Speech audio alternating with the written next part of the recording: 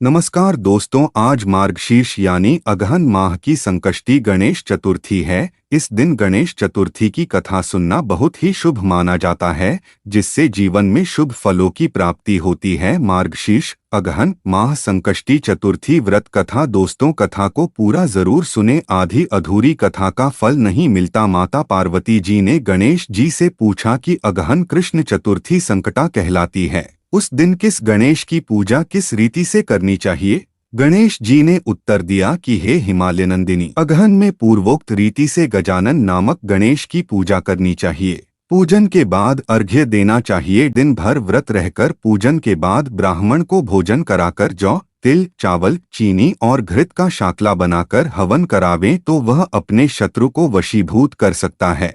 इस संबंध में हम तुम्हें एक प्राचीन इतिहास सुनाते हैं। प्राचीन काल में त्रेतायुग में दशरथ नामक एक प्रतापी राजा हो चुके हैं। वे राजा आखेट प्रिय थे।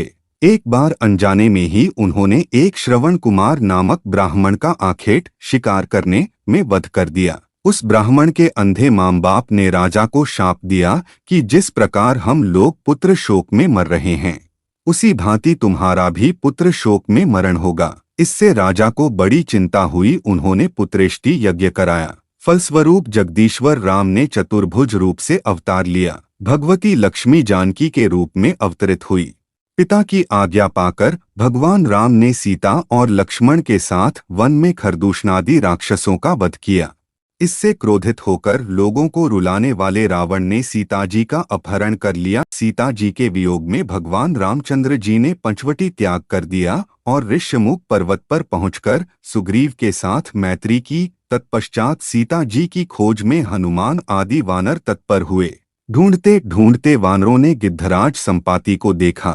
इन वानरों को देखकर संपाति ने पूछा कि तुम लोग कौन हो, इस वन में कैसे आए हो, तुम्हें किसने भेजा है, यहाँ पर तुम्हारा आना किस प्रकार हुआ है।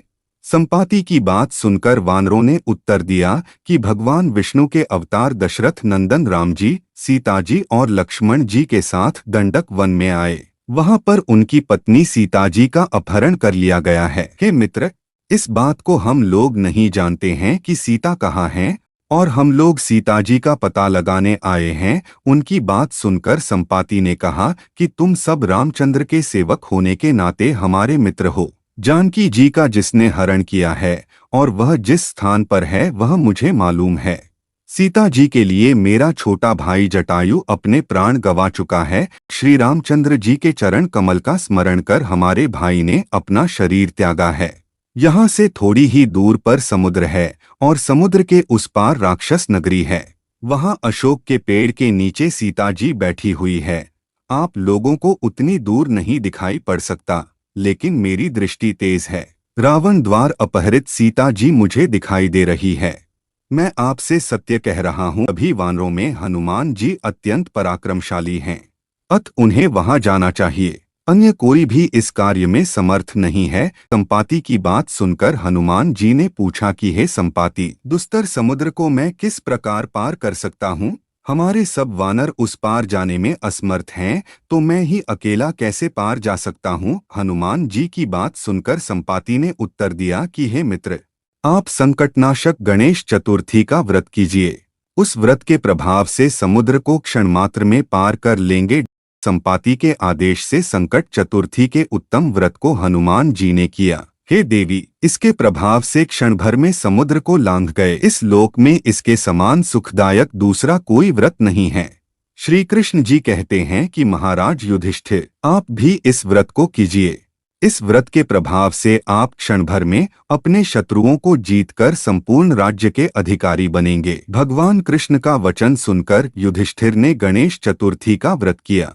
इस व्रत के प्रभाव से वे अपने शत्रुओं को जीतकर राज्य के अधिकारी बन गए। कथा को पूरा सुनने के लिए आप सभी का बहुत बहुत धन्यवाद।